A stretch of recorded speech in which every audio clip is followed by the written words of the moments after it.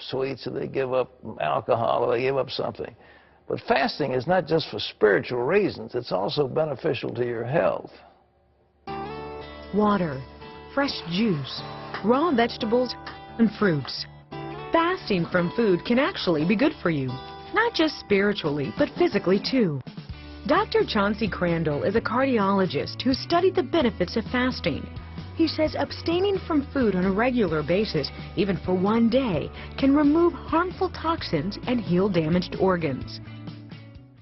Well, please welcome back to the 700 Club a dear friend, Dr. Chauncey Crandall. Chauncey, good to have you with us. Blessings on you. What's all this business about fasting? How good is it and why? Well, you know, Pat, fasting is the big hot topic today. It is. And even in medicine, you know, there's spiritual significance and physical significance to it. But what we're finding out now is that people that fast live longer. Because of what? Well, there are all sorts of things that go on in the body that we didn't understand before. Yeah. We know that Mormons usually fast the first Sunday of each month.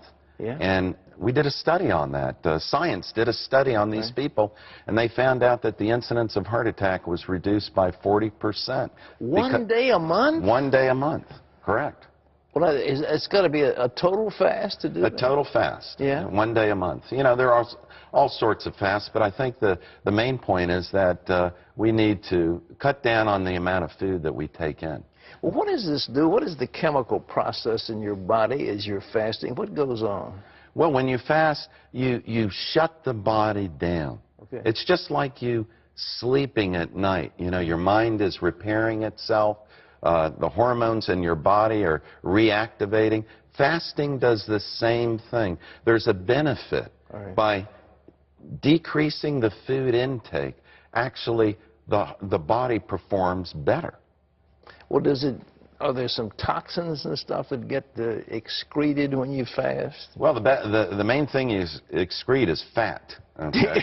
And we want to get rid of that, okay? That's not too bad. 65% of people are overweight today. Yeah. But what happens is that we have found out that with fasting, the body likes to be under a little stress.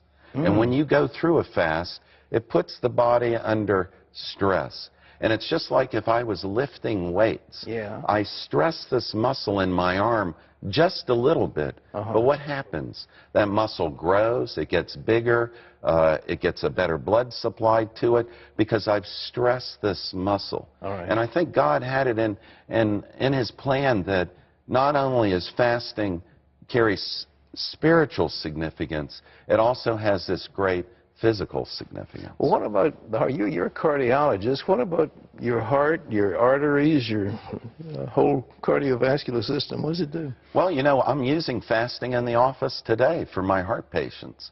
You know, they did a study in World War II, and they looked at patients that were put in prisoner of war camps. When these people went in, they had heart disease. But because they were on a, constant fast, reduced food intake, when they left the camp, their heart disease was gone.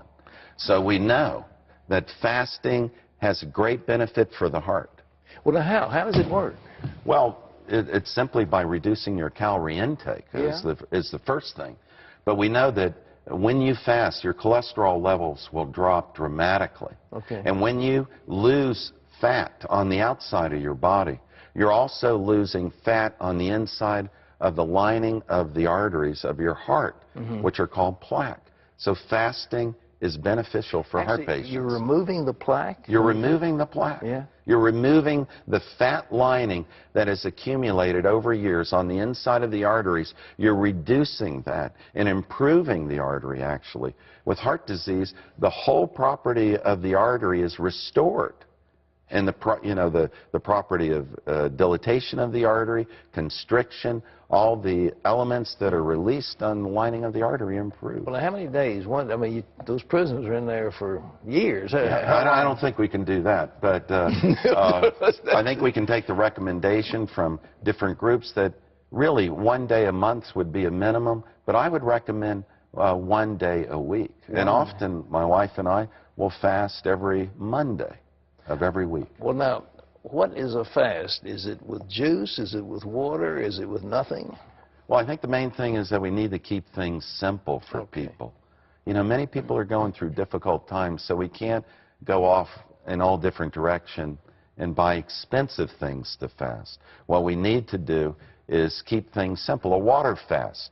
Going without food for the whole day and simply taking in fluids. Water would be the first.